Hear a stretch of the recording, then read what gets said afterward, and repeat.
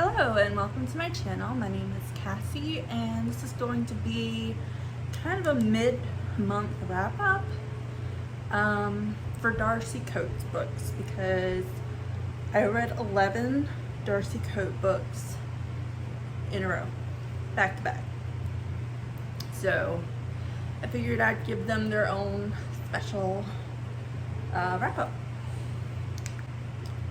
So I think what I'm gonna do is I'm gonna go by my rating of the books, start from my lowest rated Darcy Coates book and go up to my highest rated Darcy Coates book.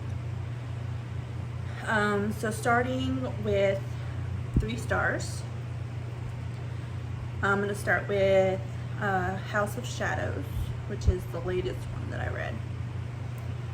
It takes place probably sometime in the 1800s, late 1800s, and it is about a girl that has to marry a man because her family is going bankrupt, and by marrying this man she's kind of saving her family, but she doesn't know what she's marrying into. It was very interesting. There is a sequel to it, and I don't know if I'm gonna read it or not. But I generally enjoyed it. Everything is kind of, from book to book, is interesting and different. So that is the House of Shadows.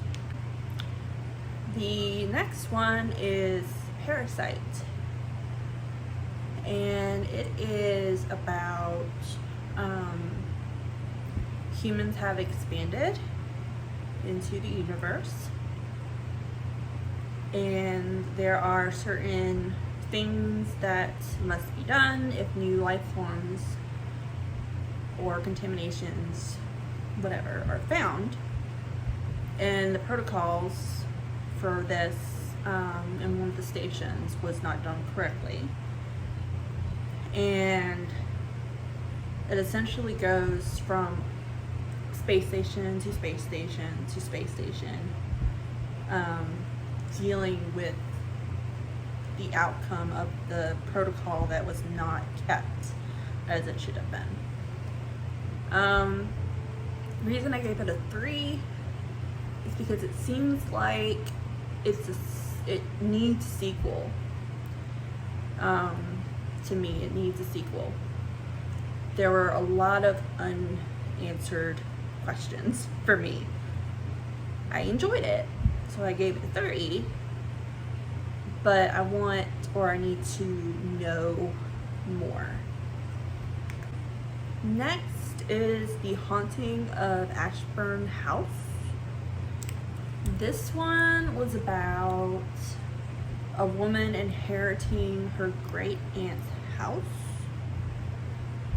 and her finding out some family history that's a little disturbing and what happened and how to solve it, or not really solve it, but yeah. It was kind of slow. There was only really her perspective, and it sometimes repeated certain things, and I was just like, yeah, no, I get it. You don't have to repeat it, but overall, I still enjoyed it, so I still gave it a 3. Next is Voices in the Snow. And this one is about a woman that gets caught in a very freakish blizzard, ends up in a car crash, and wakes up in a mansion with just one other person in this mansion. It's the person that supposedly saved her. And it's kind of about how they are going to survive this weird blizzard and what's going on in the outside world, like kind of tries, it doesn't really explain the winter, but it explains something else. But I can't give it away because spoilers. It was very interesting concept. That's why I gave it a 3. But yeah, I gave it a 3. It was interesting. And then the last 3-star I have is Craven Manor. It is about a boy, or not a boy, he's not really a teenager, but he's like in his early 20s. Anyway, he's practically homeless. He's not exactly homeless, but he's practically homeless. And he'll do anything to get money. He'll take any job at this point. And he happens to get an offer for a job to be a gardener at this mansion that nobody's ever heard of before. Or at least he hasn't heard of before.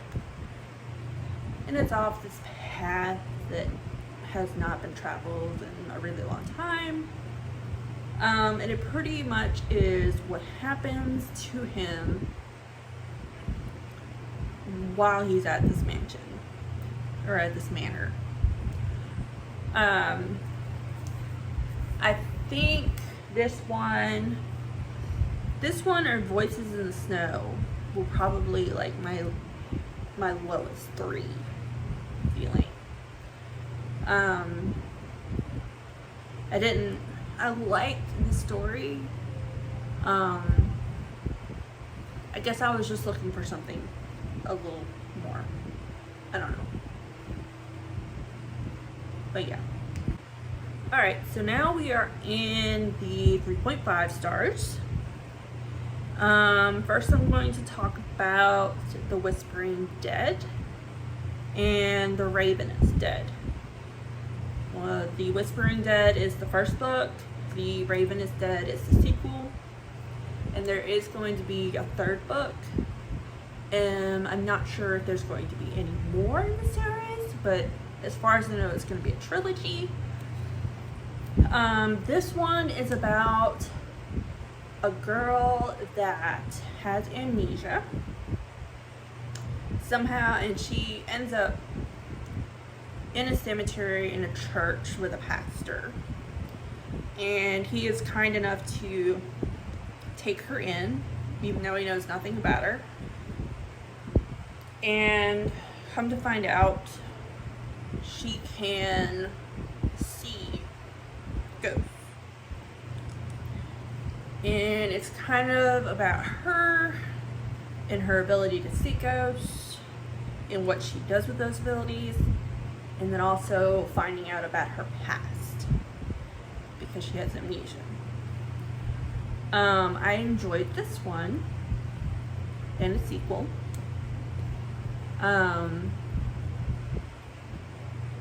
They kind of, to me, were a little realistic, I guess, to me, in that, you know, injuries happened. Sometimes you read books and there's no injuries or anything.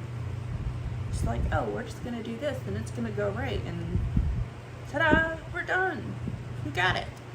And this didn't, so that made me a little happy. So yeah, 3.5. The next one is the last 3.5, and it is Gallow Hill, and it's about a woman named Margaret, and her parents have passed away, and she doesn't really remember them for reasons, and they leave her their house and their business, which is a winery. And she has to kind of learn what's going on because she can't leave the grounds after a certain point. So she has to figure out what's going on to fix that. I liked it. That's what I mean. I gave it a 3.5. I thought that the family history portion of it was interesting. A little bit more. I liked it a little bit more than The Haunting of Ashburn House in that family history. This one was better, I guess. And I guess that's really all I can say because I don't want to give away like spoilers. So we'll move on. Alright, so next we have my 4 stars. I'm going to start with the Caro Haunt. And this is about a woman that works at the Caro mansion. I don't remember if it's a manor or a mansion. It might even be a castle. I don't really remember. They kind of all blend together, all these different houses. But she is a tour guide because this house that she gives tours of is haunted. Well, one of her people in the tour group is like, hey, I want to do like a documentary study type situation, like on the house. They want to spend like 2 weeks in the house, which nobody has actually spent a night in this house, like overnight. She gets the owner to agree, and so it is about them gathering data. They've got, different people that do different things and responsible for different things. And you learn about the history of the house, which is very interesting to me. I liked it a lot. I gave it 4. I liked the characters in it. I liked the storyline, and it had a little bit of romance, which I enjoyed. I'm not gonna lie, but it wasn't like overpowering romance. It was just a smidge. So I enjoyed that. The next one is called From Below, and it is about a team that is going to be going 300 feet into the Gulf, where a ship wrecked like 60 years ago, and the ship is called Arcadia. And it is about them going down with limited air and things happening that they did not expect to happen. I think the fact that it was underwater made the stakes a little higher to me. That's kind of why I liked it. So I gave it a 4. It was a very good book. And then my last Darcy Coates book, and my favorite Darcy Coates book, with a 4. It's still a 4-star, but it's high. It's a high 4-star. And that is Hunted. And this is actually one of the last ones I read. Not quite the last, but like second to last. I kind of wish it was my first. But this is about a girl going missing in this huge national forest, I think it is. And her brother ends up going with his friends to try to find her once the cops have kind of given up. And it's about learning what happens to the sister It's about what happens to the brother and his friends. And I think that the one thing I liked the most about this book was not only the storyline itself and how creepy it was, but one thing about Darcy Coates is that she has happy endings. And this book, to me, it did kind of have a happy ending, but there wasn't a happy ending for everyone. Whereas usually there's a happy ending for everyone. Like, so that is that's like the top reason I liked this book the most, was because of that. So those are the 11 Darcy Coates books that I read, and how I rated them. If you like any Darcy Coates books, let me know. If I haven't read them, I will pick them up because I'm a fan. I'm officially a fan. I like her writing. The writing is very easy to read. Very fast reads. I got through like 2 of her books in a day for like 4 days. So very easy to read, very fast reads. If you like this video, hit like. And if you want to see more by me, hit subscribe.